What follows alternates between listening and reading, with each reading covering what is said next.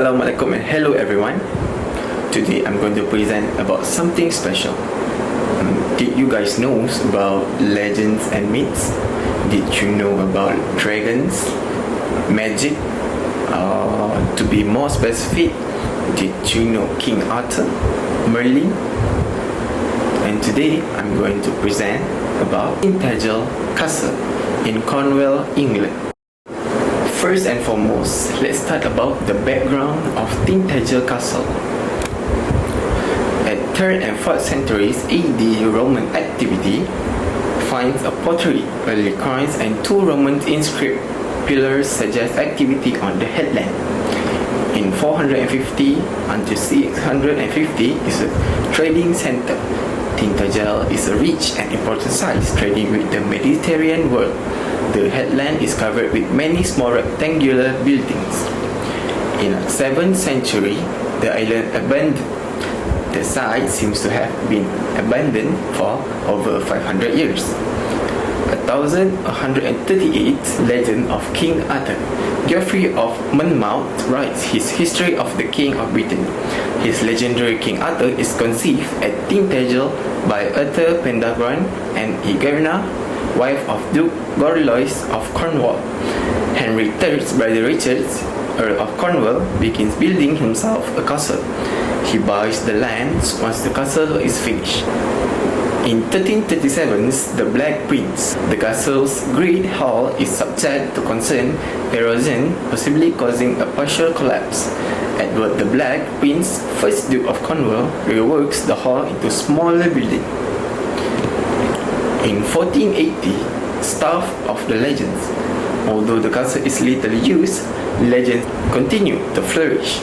Antiquary William Worcester names Tintagel as the place of Arthur's birth as well as his conceptions. In 1600, desertions. The site is largely deserted, despite a survey recommending that the headland be strengthened against possible foreign landings. In 1650, King Arthur Castles. Reference to King Arthur Castles become a tangled mixture of local folklore and literary legends. In 1930s, excavations. Archaeologist Raleigh Radford proved through his discovery of pottery fragment that Tintagel was once part of an early medieval trading network that reached across the Mediterranean world. In 1983, Island Fire. A major fire destroyed the turf over a wide area. In 1990s, modern research. Excavations on the island eastern side confirmed that the rectangular huts, brick ditch and imported pottery date from the 5th and 6th centuries. August 2019, Tintagel Castle reunite. For the first time in over 500 years, the two halves of Tintagel Castle are reunited via a daring new footbridge. Spanning a 190-foot gorge, the bridge follows the line of the original routes, long lost to erosions between 13th century gatehouse on the mainland and the courtyard on the island. Next point is the map. This is the map of the castles. This is the map of 4 Tintagel castles. Okay, let's go. We tour around the castles by watching this video.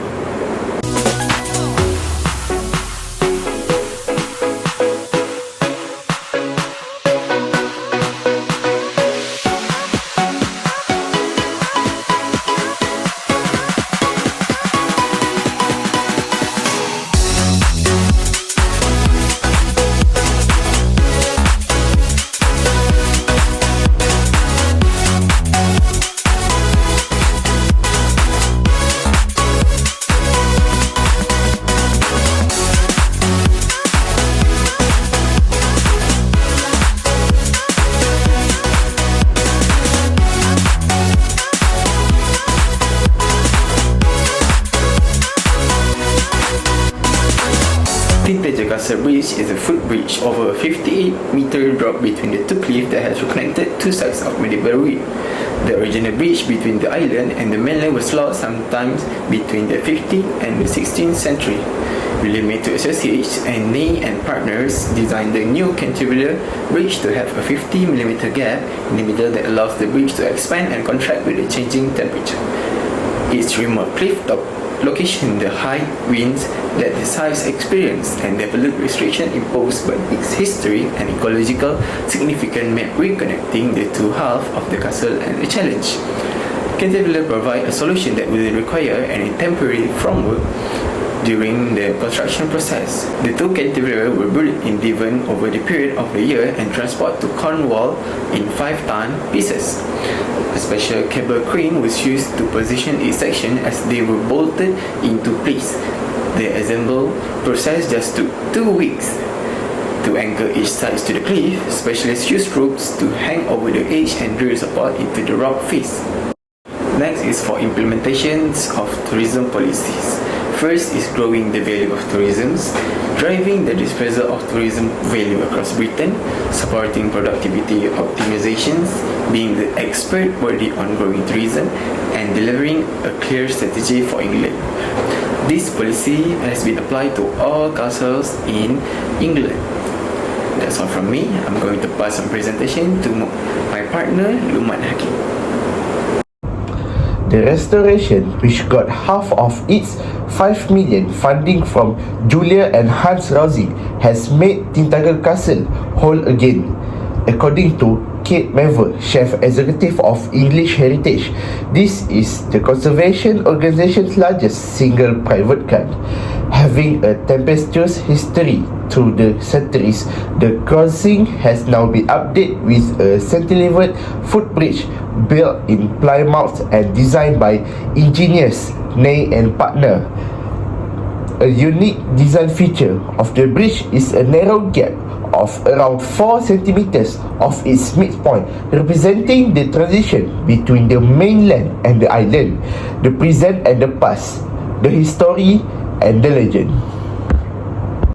Every year, over 250,000 visitors visit Tintagel Castle, and it's believed that the new extension would reduce congestion and increase accessibility by providing a step-free route onto the island.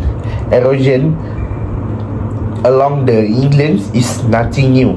Climate change increases the issues challenging their coastal heritage. Rising sea levels and more frequent storms pose a significant threat to the long-term viability of several of their locations. If these coastal properties are to survive the coming decades, they will need to strengthen their walls and build sea defenses to protect them. For the future planning, Cornwall Council is scheduled to examine a multi-million pound scheme for a new footbridge at Tintagel Castle that would last 120 years. The spectacular modern steel and oak construction set to link the divided landscape of the famous site is going to go before Cornwall Council Strategic Planning Committee. English Heritage previously said the proposed footbridge will help reduce congestion and improve access around the site, especially during peak periods. They believe that the footbridge will have significant negative landscape and visual impacts. The proposed development will add a substantial engineered structure into what is already a natural setting, defined by its exposed coastline of complicated slate and shales geology with craggy high cliffs with bays, promontories, stacks, and small islands. Actually, English Heritage is so concerned about the rising consequence of climate change that it launched a fundraising campaign in summer 2022, spotlighting 6 of its sites that is believed are most vulnerable to coastal erosion. Along with Tintagel, there's Bayard Cove Fort near Dartmouth and the Garrison Walls in St. Mary's, the largest of the Scilly Islands. There is also the potential of restoring a castle or heritage structure to its original state, but this can be difficult to convince people who are often wedded to the romantic notion of ruins. That's all from us. Thank you.